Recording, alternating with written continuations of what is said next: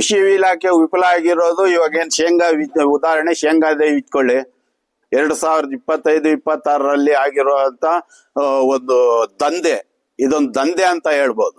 ಯಾವುದು ಈ ಶೇಂಗಾ ವಿಚಾರದಲ್ಲಿ ದಂಧೆ ಆಗಿದೆ ಹೋದ್ಸಲ.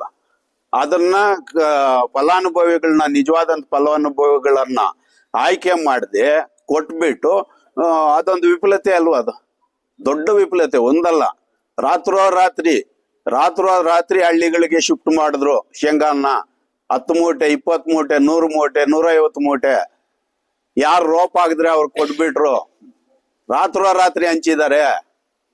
ಇದೆಲ್ಲ ವಿಫಲತೆ ಅಲ್ವಾ?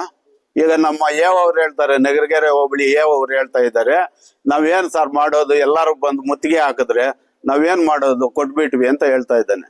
ನಿನ್ನ ನಾರಾಂಶ ಏನಾಯ್ತು? ಇನ್ನ ಸರ್ಕಾರದ ನಾರಾಂಶ ಏನಾಯ್ತು? ಆ ನಾರಾಂಶ ಫಾಲೋ ಮಾಡುವಂತ ನೀವು ಜೆ ಡಿ ಆಫೀಸ್ ಆಗಿರ್ಬೋದು, ಇಲ್ಲಿನ AD ಆಫೀಸ್ ಆಗಿರ್ಬೋದು, ನಿಮ್ಮ ಒಂದು ನಿಲುವೇನು? ಬಂದವ್ರಿಗೆಲ್ಲ ಕೊಡ್ತಾ ಇರೋದೇನಾ?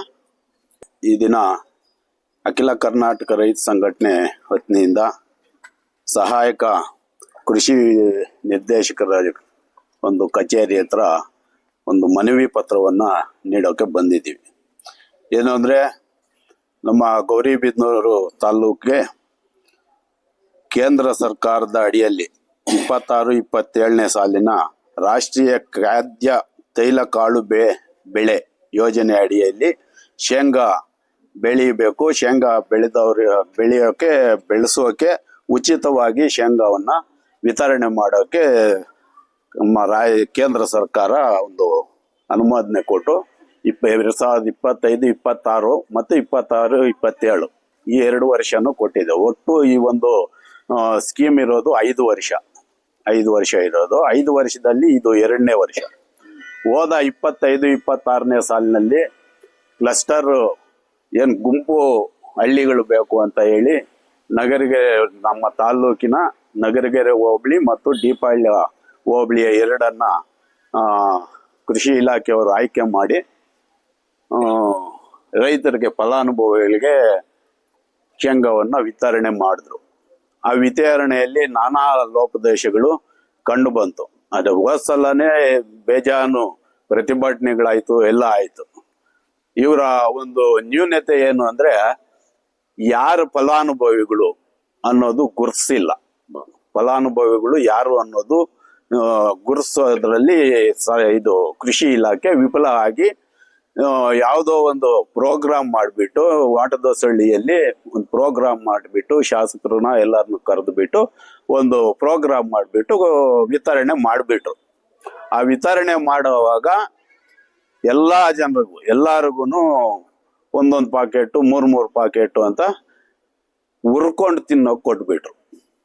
ಅಂದ್ರೆ ತಿನ್ನೋಕೆ ಕೊಟ್ರು. ನಿಜವಾದ ರೈತರಿಗೆ, ಬಿತ್ತನೆ ಮಾಡೋರಿಗೆ ಕೊಡದೆ ಹುರ್ಕೊಂಡು ತಿನ್ನೋರ್ಗೆ ಕೊಟ್ಬಿಟ್ಟು ತುಂಬಾ ಲೋಪದೋಷಗಳಾಗಿದೆ. ಈ ಸಲ ಕೂಡ ನಗರಗೆರೆ ಪಂಚಾಯಿತಿ ಮತ್ತು ನಗರಗೆರೆ ಪಂಚಾಯಿತಿಗೆ ಮಾತ್ರ ಕೊಡ್ತೀವಿ, ಮಿಕ್ಕ ಊರುಗಳಿಗೆ ಬರೋ ವರ್ಷ ಕೊಡ್ತೀವಿ ಅಂತ ಈಗ ನಮ್ಮ ಅಧಿಕಾರಿಗಳು ಹೇಳ್ತಾ ಇದ್ದಾರೆ. ನಮ್ಮ ಡಿಮ್ಯಾಂಡ್ ಏನು ಅಂದ್ರೆ, ಎಲ್ಲ ತಾಲ್ಲೂಕಿನ ಎಲ್ಲ ರೈತರು, ಶೇಂಗಾ ಬೆಳೆಯೋ ರೈತರಿಗೆ ವಿತರಣೆ ಆಗ್ಬೇಕು. ಈಗ ಬಂದಿರೋದು 1100 ಪಾಕೆಟ್ ಮತ್ತೆ 734 ಪಾಕೆಟ್. ದೀಪಾಳ್ಯ ಹೋಬಳಿಗೆ 1100 ಪಾಕೆಟ್, ನಗರಗೆರೆ ಹೋಬಳಿಗೆ 734 ಪಾಕೆಟ್ ಅಂತ ಹೇಳ್ತಾ ಇದ್ದಾರೆ. ಒಟ್ಟು 1800, ದಾದಾಪು ಒಂದು 1800 ಪಾಕೆಟ್ ಅನ್ನ ಈಗಲೂ ಕೂಡ ನಗರಗೆರೆ ಹೋಬಳಿಗೇನು ಡಿಸ್ಟ್ರಿಬ್ಯೂಟ್ ಮಾಡ್ತೀವಿ ಅಂತ ಹೇಳ್ತಾ ಇದ್ದಾರೆ. ನಾವು ಕೇಳ್ತಾ ಇರೋದೇನು ಅಂದ್ರೆ, ನೀವು ಏನು ಫಲಾನುಭವಿಗಳನ್ನ ಯಾವ ತರ ಗುರುಸ್ತಾ ಇದ್ದೀರಾ ಅನ್ನೋದು ನಮ್ ಕ್ವಶನ್. ಅದಕ್ಕೆ ಅಧಿಕಾರಿಗಳಿಂದ ಉತ್ತರ ಇಲ್ಲ. ಗೊಂಚಲು ಹಳ್ಳಿಗಳಿಗೆ ಮಾತ್ರ ಇದ್ ಮಾಡ್ತಾ ಇದ್ದೀವಿ ಅಂತ ಹೇಳ್ತಾ ಇದ್ದಾರೆ. ಇದೆಲ್ಲ ಸರಿ ಇಲ್ಲ. ರೈತರು, ಫಲಾನುಭವಿಗಳು ತಾಲ್ಲೂಕೆಲ್ಲ ಇದ್ದಾರೆ. ಹಾಗಾಗಿ ಶೇಂಗಾ ಬೆಳೆಯೋರಿಗೆ ತಾಲ್ಲೂಕಿನ ಎಲ್ಲಾ ರೈತರಿಗೂ ಈ 1800 ಪಾಕೆಟ್ ಏನಿದೆ ಅದನ್ನ ವಿತರಣೆ ಮಾಡಬೇಕು ಅಂತ ಹೇಳ್ತಾ ಇದ್ದೀವಿ. ಅದರಲ್ಲಿ ಇನ್ನೊಂದು ನಾರಾಂಶ ಏನಿದೆ ಅಂತ ಅವ್ರು ಹೇಳ್ತಾ ಇದ್ದಾರೆ ಅಂದ್ರೆ, ಒಂದು ಇನ್ಸೂರೆನ್ಸ್ ಇದೆ, ಇನ್ಸೂರೆನ್ಸ್ ಕಟ್ಟಬೇಕಾಗುತ್ತೆ. ಶೇಂಗಾದು ಇನ್ಸೂರೆನ್ಸ್ ಕಟ್ಟಬೇಕು. ಆ ಇನ್ಸೂರೆನ್ಸ್ ಕಟ್ಟೋರ್ಗೆ ಮಾತ್ರ ಕೊಡಿ ಅಂತ ನಾವು ಹೇಳ್ತಾ ಇದ್ವಿ. ಅವ್ರೇನ್ ಹೇಳೋದು, ನಾವು ಕೊಡ್ತಾ ಇದ್ರೆ ಉಚಿತ ಅಂತ ಹೇಳ್ಬಿಟ್ಟು ಎಲ್ಲ ಬಂದ್ಬಿಡ್ತಾರೆ, ಸರ್ ಕೊಡೋಕ್ ಆಗ್ತಾ ಇಲ್ಲ ನಮ್ ಕೈಲಿ ಅಂತ. ಎಲ್ಲರಿಗೂ ಯಾಕೆ ಕೊಡ್ತೀರಾ? ಎಲ್ಲರಿಗೂ ಕೊಡೋ ಹಂಗಿಲ್ಲ.